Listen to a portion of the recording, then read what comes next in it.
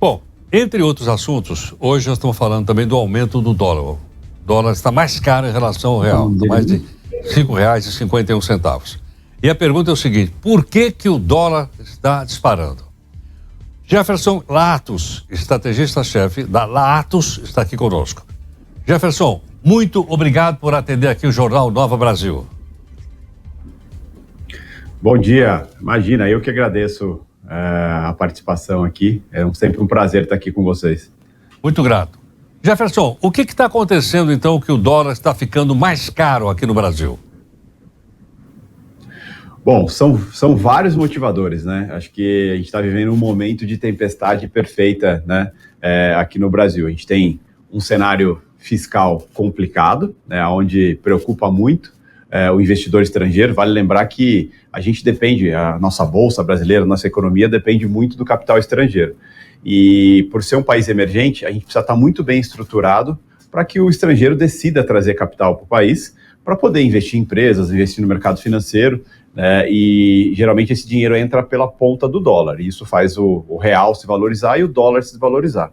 Só que a gente está vivendo um cenário ao contrário, né? O estrangeiro está retirando o capital do país, justamente por preocupações fiscais, né? De se vai cumprir meta fiscal, se o governo vai cortar gastos, ou seja, o equilíbrio das contas do país, né?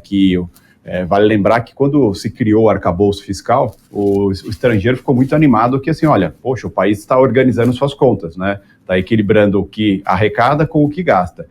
Só que no meio do caminho foram mudando essas regras e isso vem assustando, né? Então a gente tem um problema fiscal que preocupa, a gente tem um problema político, né? A falta de certa forma, de manejo do governo com o Congresso, não consegue aprovar pautas que são importantes para se cumprir o fiscal. Então isso incomoda bastante.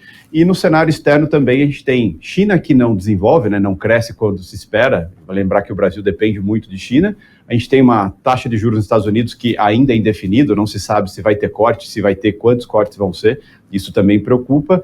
E a gente tem um movimento de corte de juros na Europa que está gerando fuga de capital da Europa também para os Estados Unidos, que isso naturalmente desvaloriza o euro e valoriza o dólar globalmente. Então, ou seja, a gente tem um cenário externo com dólar mais forte, por preocupações externas, e internamente um real desvalorizado por fuga de capital, justamente por problemas internos, né? Então, soma tudo isso, o dólar vai se valorizando e tende a continuar se valorizando, né?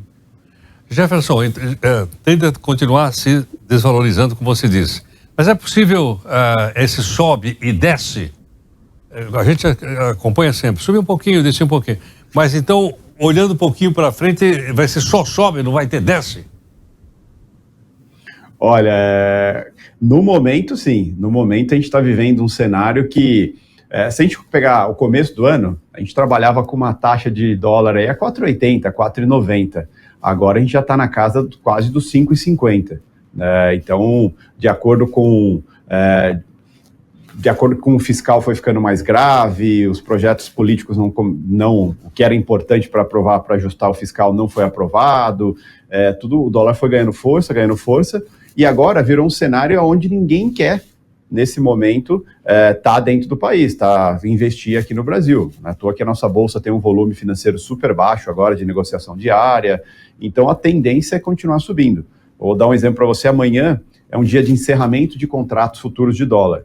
E os estrangeiros estão com a maior posição comprada em dólar, ou seja, apostando contra o real, da última década. É maior que a posição da pandemia. Então, ou seja, eles acreditam que o dólar vai continuar subindo sim. E a gente acredita. Tanto é que a nossa projeção é que o dólar termine o ano na casa dos 5,40 a 5,50, que é muito próximo do que está atualmente.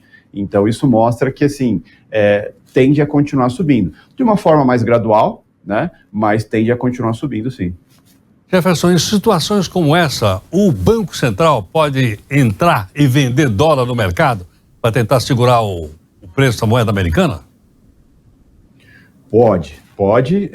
Faz um certo tempo que o Banco Central não atua no mercado de câmbio, até porque o câmbio, se a gente pegar no último ano e meio, ele estava comportado, oscilava como normal, né? Um câmbio flutuante aqui no Brasil, então ele oscila, o Banco Central faz questão de enfatizar que é o câmbio flutuante, ou seja, ele oscila de acordo com o cenário, mas quando começa a distorcer muito, ou seja, começa a ficar muito caro, Vale lembrar que o dólar, quanto mais caro, é inflacionário, é ruim para a indústria, tem uma série de preocupações com o dólar muito caro, né? Para a economia como um todo, o dólar não pode estar muito caro, e aí tem o Banco Central para poder intervir nisso.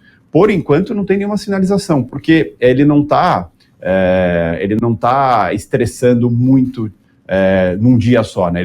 Todo dia ele ganha um pouquinho de força, todo dia ele sobe mais um pouquinho. Geralmente o Banco Central atua no câmbio quando tem uma volatilidade muito alta e aqueles dias que o câmbio sobe 2%, 3%, 4% no dia, que faz tempo que a gente não vê esse tipo de cenário, né? Aí sim ele atua mais agressivamente para...